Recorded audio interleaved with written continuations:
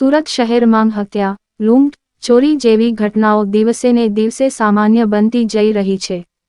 છેલ્લા 4 દિવસમાં સુરત શહેરમાં હત્યાની 6 જેટલી ઘટનાઓ સામે આવી ચૂકી છે, જેમાં સુરતના લિંબાયત, વરાછા, ખટોદરા, મહિધરપુરા સહિત ચોક બજાર વિસ્તારના હત્યાની ઉપરાછાપરી ઘટનાઓ પ્રકાશમાં આવી ચૂકી છે।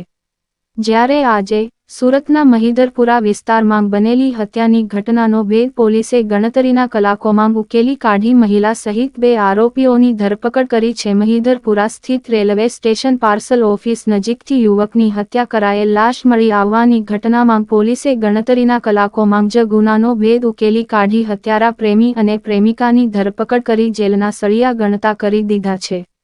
પોલીસ તપાસમાં મૃતકની પત્ની અને હત્યારા વચ્ચે છેલ્લા 6 માસથી પ્રેમ સંબંધ ચાલી આવ્યો હતો, જેને લઈને મૃતક અને તેની પત્ની વચ્ચે સતત ઝઘડો ચાલી આવતા પ્રેમી અને પ્રેમિકા વચ્ચે રહેલા પતિનો કાયમી કાંટો કાઢી નાંખવા બંનેએ હત્યાનો પ્લાન બનાવી મોતને ઘાટ ઉતારી દીધો હતો। તો જોતા રહો।